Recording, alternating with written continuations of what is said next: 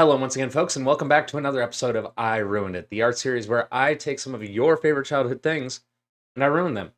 In today's episode, we're going to be working with Rigby from Regular Show, a show that I remember fondly. But I also know that a lot of folks have some grim memories of it. That being said, it is also one of the few shows that I remember from the last 20 years having a Thanksgiving dedicated episode. So that being said, we're going to be kicking off this American Thanksgiving finale with Rigby from Regular Show. See how it goes. All right, so Regular Show is one of those not places. Wow. One of those shows that I would regularly watch when I was growing up. A lot of the times, if I wasn't watching something like Rick and Morty or Adventure Time, I was trying to catch Regular Show, reruns of Courage the Cowardly Dog, or God, weird to think about, Total Drama Island.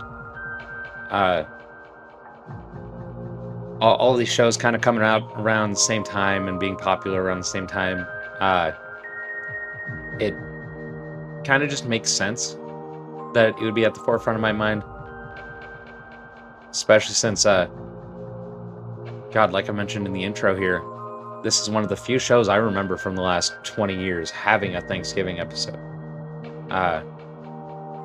Funny enough, Rick and Morty also. And that's not to say that other shows haven't done it. It's that I personally do not have experience with another show that's done it. At least not in the capacity of Rick and Morty sabotaging the hardened turkey for the presidential pardon. Regular Show dove into the topic of we have all of these Christmas songs, but no Thanksgiving songs. And yeah, I don't know. It's little details about some of these shows that I remember the most. Like, I remember things from Adventure Time, like Donnie the Grass Ogre and the Pants song. You know, gotta get pants, put on your pants, button, fly. You know, stuff like that they wanted us as kids to, like, latch onto and have us talking about or singing. I mean, SpongeBob did it. Look at, like, the Campfire song, or if you watched the SpongeBob SquarePants movie growing up, the Goofy Goober song. Or Now That We're Men, or any other multitude of things. And I think Regular Show gravitated to me in its own way because it was also in that age where I had regular accessibility to things like the internet. So if I wanted to do more research on a show that I liked or actors that I liked, I could. Like, knowing that a lot of these guys in a lot of these animation media have worked together in some capacity, like Butch Hartman and Seth MacFarlane of Fairly Odd Parents and Family Guy fame, respectively. They worked together at Disney, if I remember Butch's story correctly. But in terms of, like, Regular Show, J.G. Quintel, creator of the show, he worked on The Misadventures of Flapjack alongside Pendleton Ward, who created Regular Show, or not Regular Show, Adventure Time. And I don't know, there's something about that family of creatives that growing up I kind of had this idolatry for. Because I mean, even further down the line, shows like, off the top of my head, Steven Universe. Rebecca Sugar, the showrunner for that, she's the individual that made the end credits song for Adventure Time. The cute little jaunty tune. And then just everything that other production companies like Channel Frederator have done. Like, they helped bring Pendleton Ward's show Bravest Warriors and other little things like Bean Puppy Cat got its start on Channel Frederator, or personal favorite of mine, Super Fuckers.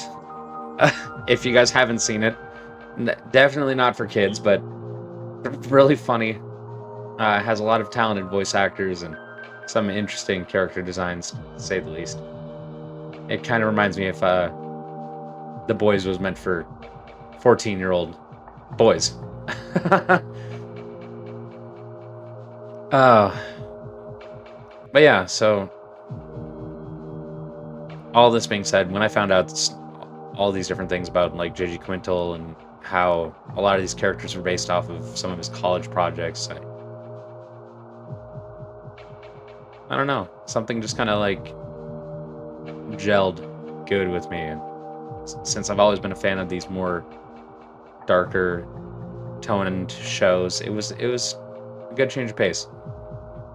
Not to mention the various different things that they had for licensed music on this show. It's nutty. Like, they had Filter, it was Hey Man, Nice Shot. They had Mississippi Queen by Mountain. I still let people know about that to this day when I'm trying to get them to watch the show. And I have a hard feeling that this little show about the blue jay and raccoon just trying to make a living working at the park, pretty sure it'll have a pretty strong place in my heart for the longest.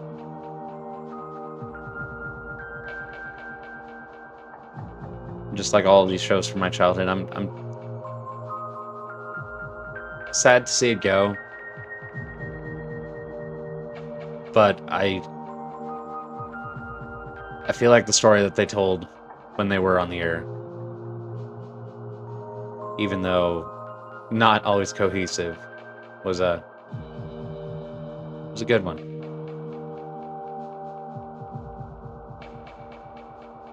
And for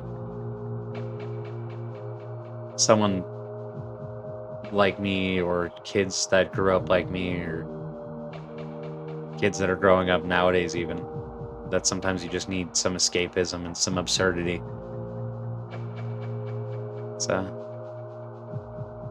It's just a great show.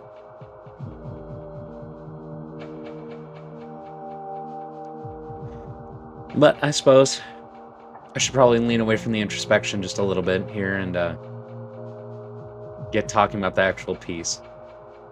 Now, if it wasn't apparent, the ruined part of this is supposed to be that Rigby is eating the last bird leg.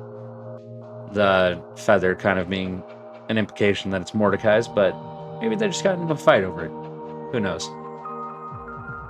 And then this background here that I'm doing is supposed to be reminiscent of their title cards or even their final showdown pieces that they have a lot in the series. And overall, I think it just kind of tied the whole piece together nicely.